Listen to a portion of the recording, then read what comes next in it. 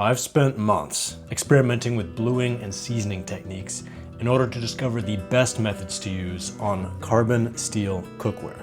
And after proving these methods on 7 different pans, I think I found what I was looking for. I also encountered some results that I never expected. My past work on cast iron yielded insights that many of you found helpful. Vinegar and rust bluing are both effective methods to prepare a cast iron surface to take a strong, durable, dark, and non-stick seasoning. It works well on cookware that you've polished smooth yourself and on new, factory-smoothed skillets like Smithy that don't tend to take well to a seasoning.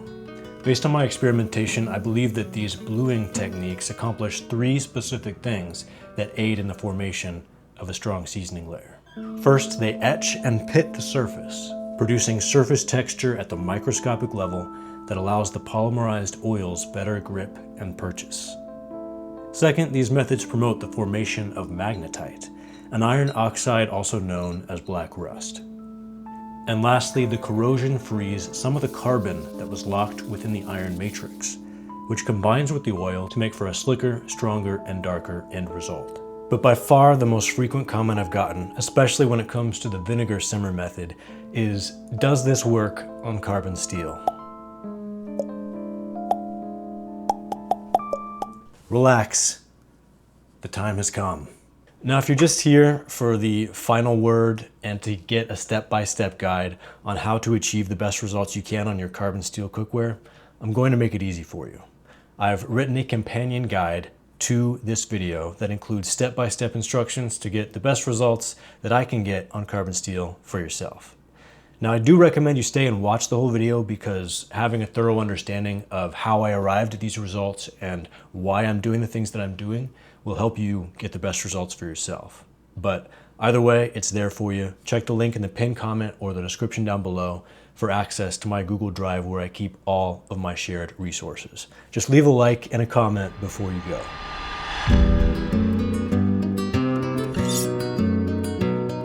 I bought 4 of the second cheapest carbon steel skillets that I could find for my experiments. I marked each one so I could keep track of them, then planned out what to do with each one. Before I even ordered them, however, I did preliminary testing on this Lodge carbon steel pan. Now, if you buy one of these, don't expect it to look like mine does. When I first got it, it was the roughest carbon steel piece of cookware that I'd ever encountered in my life. And I was puzzled by it because even raw hot rolled steel is not that rough. But then I saw that even the rivets shared that roughness. And I realized that Lodge must tumble these things in some sort of sharp angular media in order to score up the surface. I'm guessing they do this so that these carbon steel pans will properly take to the industrial electrostatic seasoning process that Lodge puts their cookware through. But I didn't like it, so of course I ground and sanded it smooth. With my tester skillets, the first step was to remove the wax coating the factory applied in order to prevent oxidation. I much prefer it when a manufacturer just uses oil, which is easy to wash off. This wax was tough. I tried a vinegar simmer with the wax still on, and absolutely nothing happened. So you really do need to make sure this stuff is fully gone. The package instructions were to boil water in the skillet and then scrub with detergent, but this was not enough to remove it. Boiling at least made the wax more visible, so I could tell what was working and what wasn't. A Scotch-Brite green pad would probably make short work of it, but I didn't want to scratch the steel and add another confounding variable into my experiments. I already have a lye bath on standby, which did work, and then Barkeeper's Friend got the rest. So like I said, after touting the benefits of vinegar simmering cast iron to prepare it for seasoning, most common question I got was whether this would work as well on carbon steel. Well, I filled tester number 3 with white vinegar, diluted to 2.5% acidity, and brought it to a simmer for 10 to 15 minutes. The cloudiness that you see is the acid working to convert the iron in the pan's surface to iron acetate, which is happening. However, this is what the same process looks like in cast iron. You can see there's much more fizzing and cloudiness than there is in the carbon steel. After 10 to 15 minutes of vinegar simmering, this is what a previously smooth cast iron surface looks like.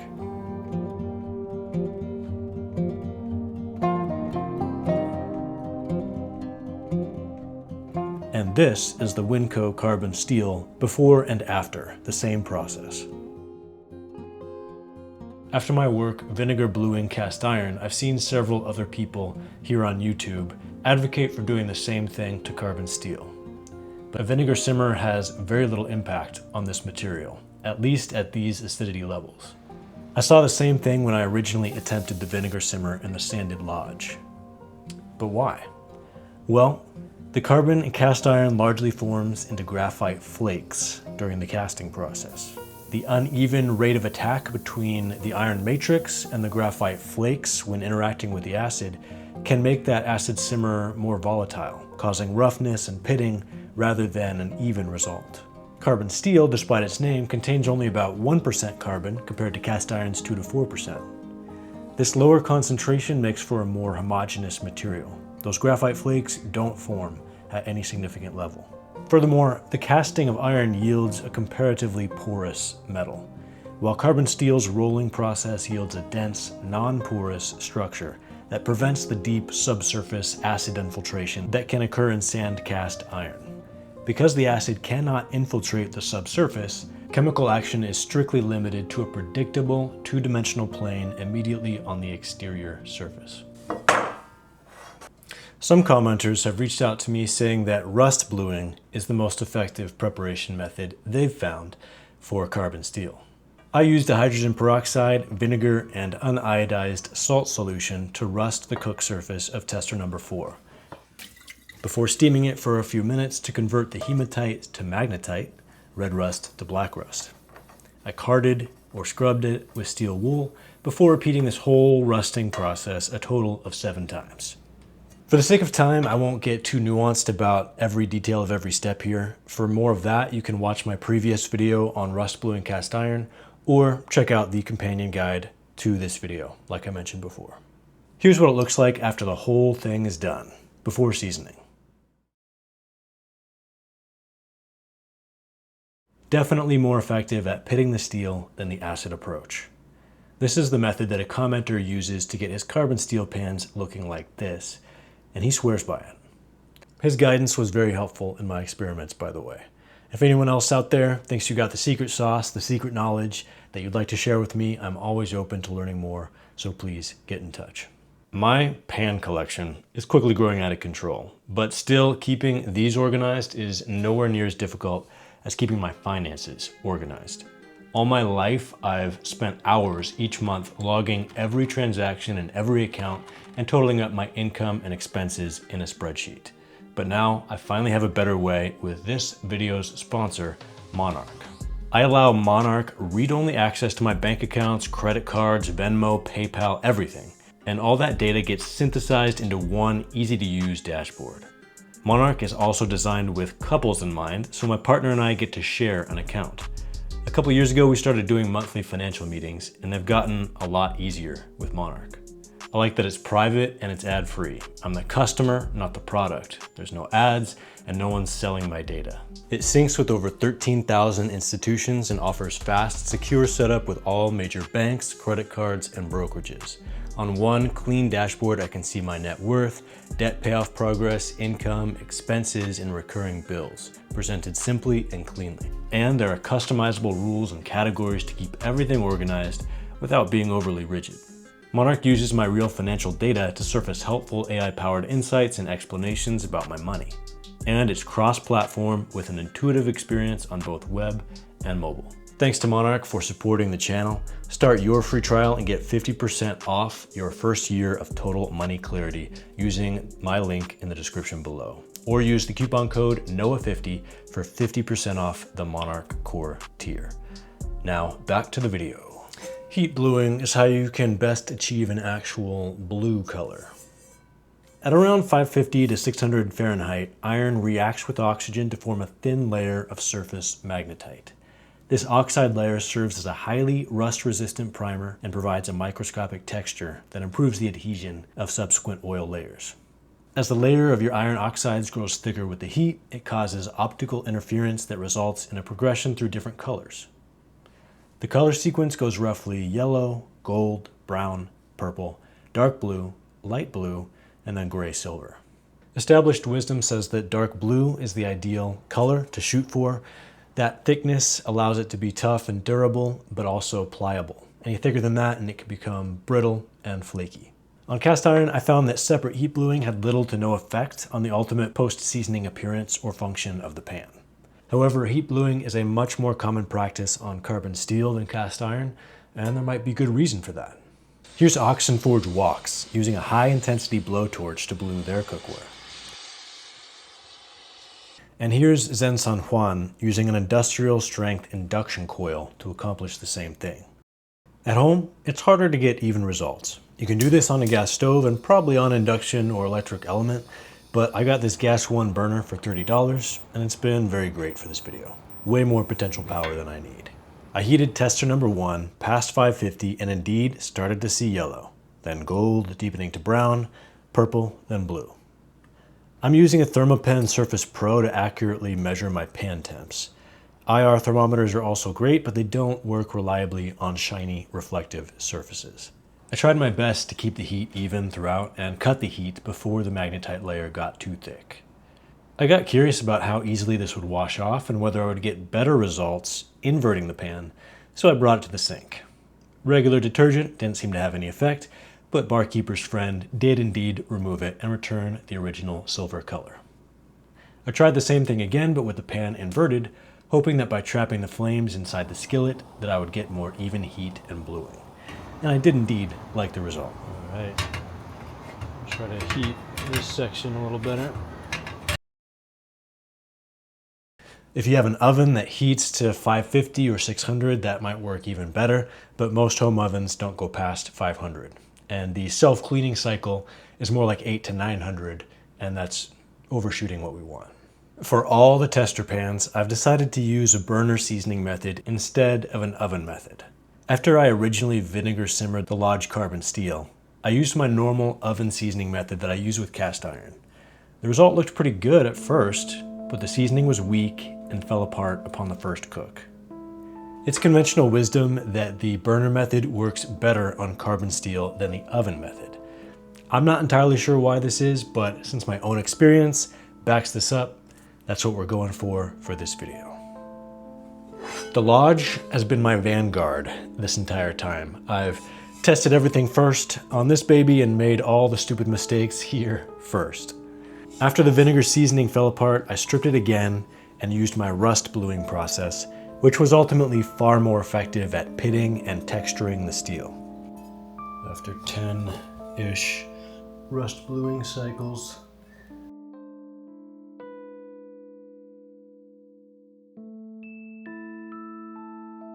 oven seasoning yielded this result after the rust bluing, and it was more resilient this time. It faded after doing some cooking with a vinegar sauce, but it was still performing well. On top of that faded seasoning, I used the burner method to add more seasoning layers. I made several mistakes here that informed my later experiments. 1, I got the heat too high. 2, I applied oil while the pan was already heated, super hot. And lastly, and this one is embarrassing, I used a cloth that was partially made of plastic to apply oil to a super hot pan. You're only supposed to use maybe paper towels or 100% natural fiber cloths for an application like this, like an old scrap of 100% cotton t-shirt. And that's what I thought I was doing, but inadvertently used a 50% polyester, 50% cotton cloth, which melted and burned onto my pan. I scraped it off and just kept going since I was just playing around and seeing what would happen anyway. After about 10 layers, my pan looked like this. Not bad looking. But the first cook revealed that it was weak. I had applied the oil too thick and at temps that were too hot, pushing past polymerization and into carbonization instead. So I stripped the pan again and proceeded with a new, refined plan. Warm the pan to around 200 degrees Fahrenheit. Wipe your chosen oil onto every square millimeter of carbon steel with a paper towel or 100% natural fiber cloth. Be really sure that it's 100%. I'm using grapeseed oil, by the way, but I don't yet endorse it as definitively the best option. I plan to test a variety of oils in the future. Use another dry cloth to wipe off as much of the oil as possible. Gradually bring your pan back up to a bit above your oil's smoke point. For me, around 475 to 500 F.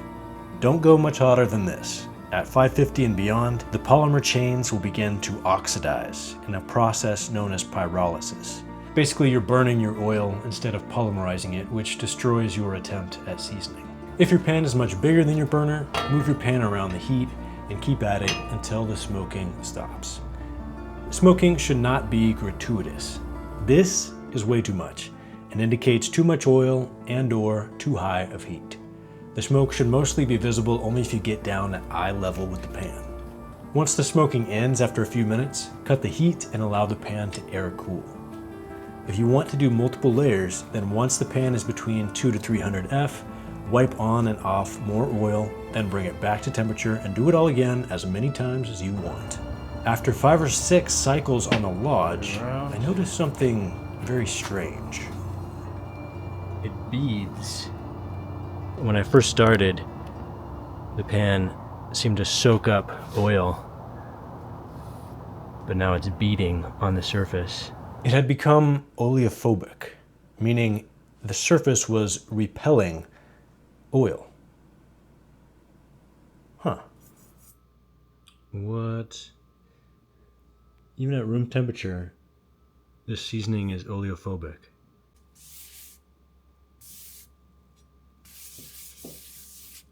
I expect a seasoned pan to be hydrophobic, where if you put water in it, the water beads up and finds other water and doesn't spread out into the pores of the pan.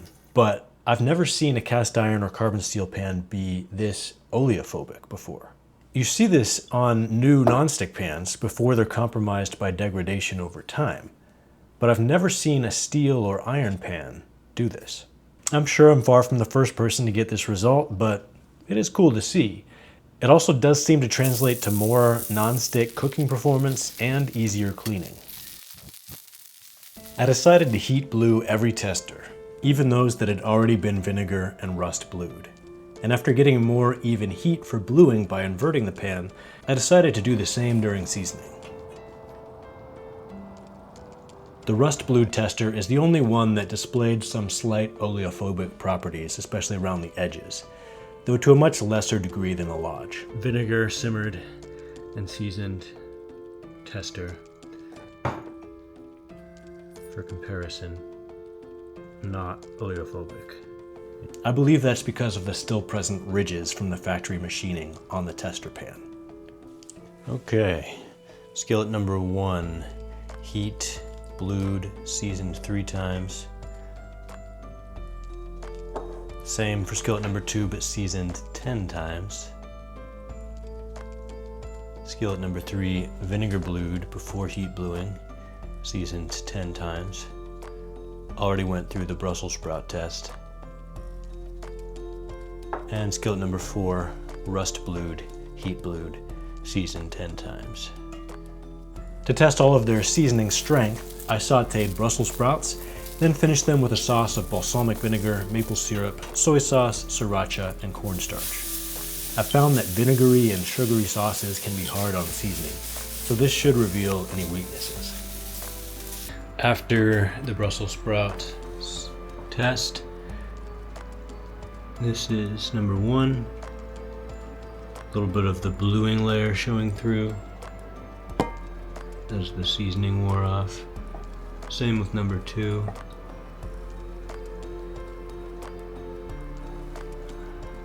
Number 3, not showing as much damage.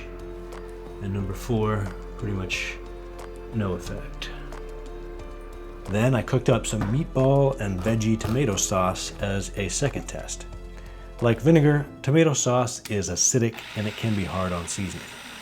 I simmered the sauce for about 5 minutes in each pan. Carbon steel really isn't well suited for simmering acidic sauces. Practically speaking, you should just use stainless steel for this, but because it's harsh, it made for a good test.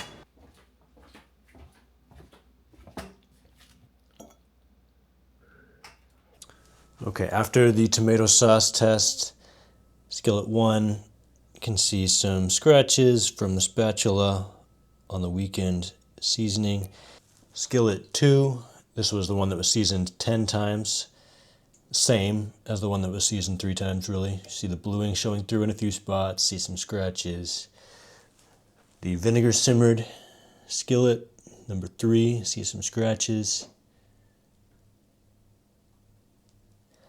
And the rust blued skillet, I'd say, is looking the least altered.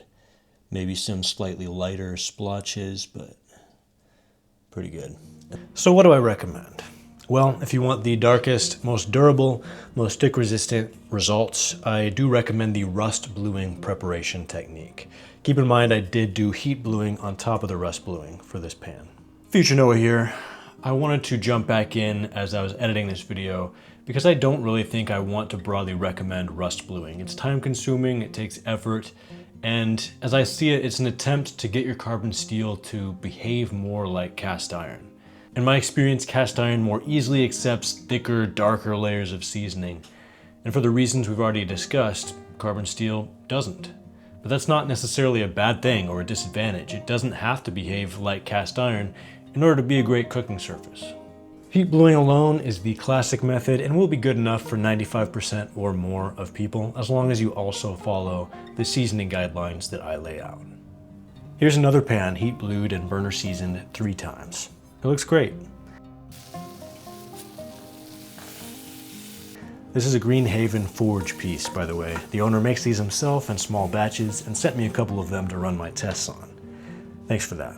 Vinegar simmering isn't going to hurt and may help a small amount, but don't expect as dramatic of results as you get on cast iron on your carbon steel cookware. I do plan to try a higher acidity concentration though, and see what happens, just for the fun of it. So my recommendation is to stick to the classic heat bluing method followed by burner seasoning. But the knowledge is there if you want to experiment for yourself and go beyond that. Again, you'll find step-by-step guides in my Google Drive of shared resources. Use the link down in the description or the pinned comment. I'd also like to address a certain look that you can get on a carbon steel pan that I like to call the black mirror. Papa Mao demonstrated this look in a recent video of his on this perfect looking strata. I found that you probably won't get this look following the instructions I've given you for burner seasoning because the layers of oil being polymerized are too thin. For the mirror effect, you need more heavy-handed oil application. Papa Mao later made a follow-up video about how this perfect looking seasoning actually fell apart quickly once he started cooking on it. This is the same thing that happened to my initial burner seasoning on the Lodge carbon steel. It's very hard to tell the durability and quality of a seasoning layer just by looking at it before you cook with it. The biggest mistake you need to avoid is heating your pan too high during seasoning. At 550 and beyond, you just start burning things. This can lead to a result that looks good at first, but fails quickly when you start to use it. If you don't have a surface contact thermometer like this Thermopen Surface Pro, then just heat slowly and carefully. You want to get to smoking temp, but not far beyond that. I have achieved black mirror results that hold up better to cooking, but I haven't experimented enough yet to answer if it can be functionally equivalent or superior to the thinner layer method that I currently recommend. If you want me to do that, mention black mirror in a comment so I can quickly search and see how much interest there is in that topic. Subscribe for more, and I'm sure you'll let me know what I got wrong and any questions you have in the comments. Check the pinned comment for any future corrections.